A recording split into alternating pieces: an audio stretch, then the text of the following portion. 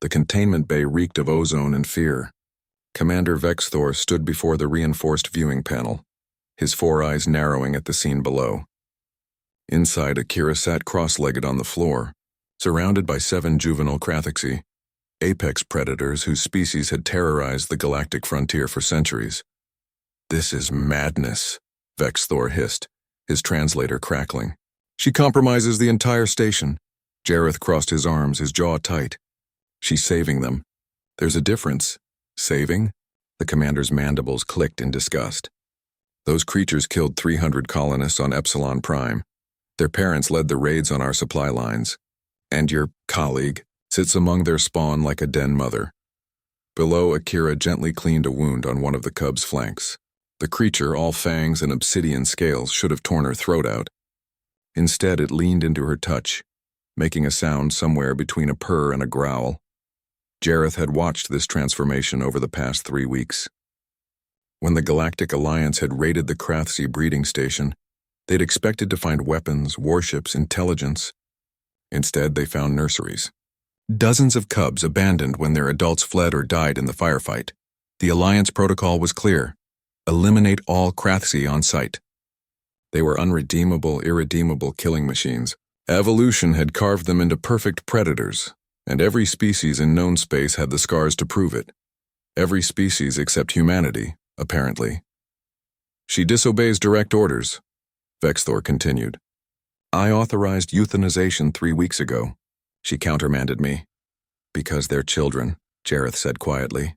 "They are weapons. Biological engines of destruction that will mature into beings." "They're beings, Commander. And she sees that." Vexthor's tail lashed.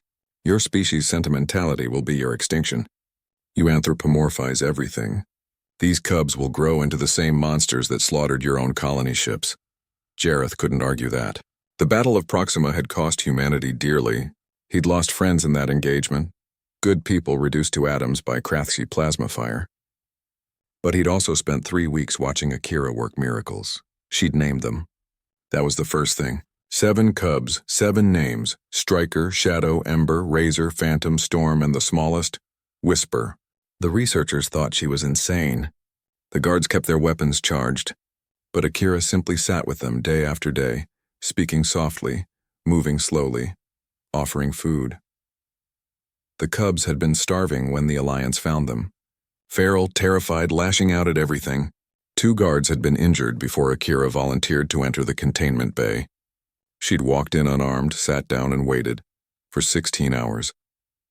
When Whisper finally approached, tiny, malnourished, trembling, Akira had cried. Jareth had watched from this same viewing panel as she held out her hand and the cub sniffed it, then pressed its scaled head against her palm. "Look at them now," Jareth said, gesturing to the scene below. Akira was teaching them. Not just feeding them, not just keeping them alive. Teaching.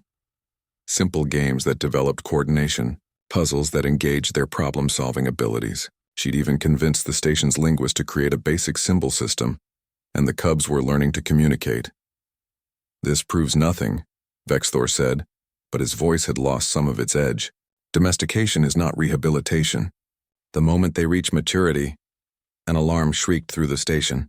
Jareth's comm erupted with chatter. "Hull breach, Section 7. Multiple hostiles. Krathisi adult signatures confirmed. All personnel to battle stations." The breeding raid had been a trap. Vexthor's expression shifted from anger to grim calculation. They came for their young.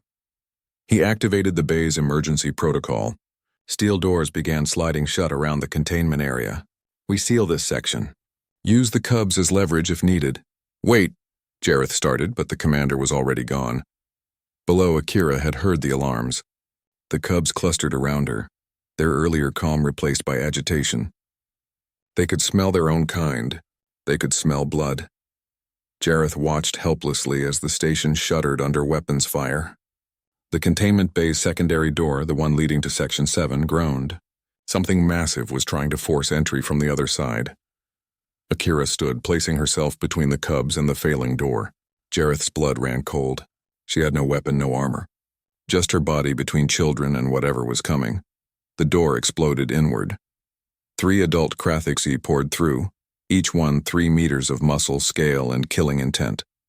Their eyes locked onto the cubs immediately, then onto Akira. The lead Krathixi roared, a sound that liquefied courage. It charged. Jareth reached for the emergency vent control, gas that would knock out everyone in the bay, human included. His finger hovered over the button, then Whisper stepped forward.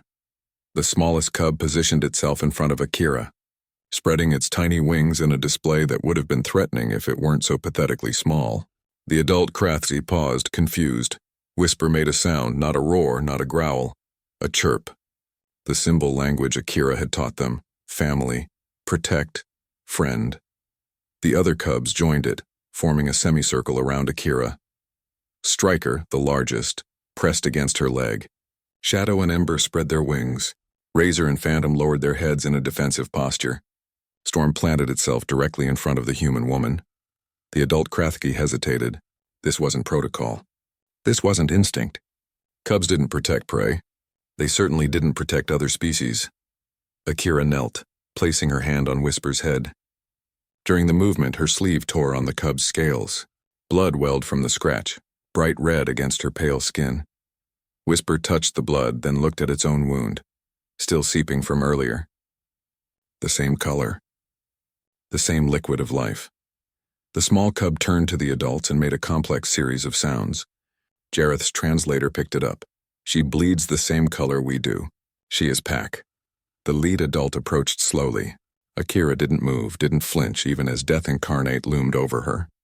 The Krathixi leaned down, scenting the air around her, around the cubs. Then it sat. The others followed suit. Jareth's comm crackled. Hostiles in containment bay have ceased hostile activity. Repeat, adult Krathixi are not engaging. Commander, what are your orders? Vexthor's voice was stunned. Hold position. Do not fire unless fired upon. Below, Akira was crying again. Not from fear, from relief. She reached out tentatively, and the lead Krathixi allowed her to touch its scaled muzzle. The cubs climbed over each other to reach both their own parents and their human guardian. Jareth found himself smiling despite everything. Despite the war, the losses, the impossibility of what he was witnessing. Your species, Vexthor said quietly, appearing beside him again, is either the most foolish in the galaxy, or perhaps the most necessary. We just see people, Jareth said, even when they have fangs. The commander watched as Akira sat surrounded by cubs and adults alike, all of them touching her, accepting her, protecting her. Then perhaps, Vexthor said slowly, it is time the rest of us learn to see as humans do.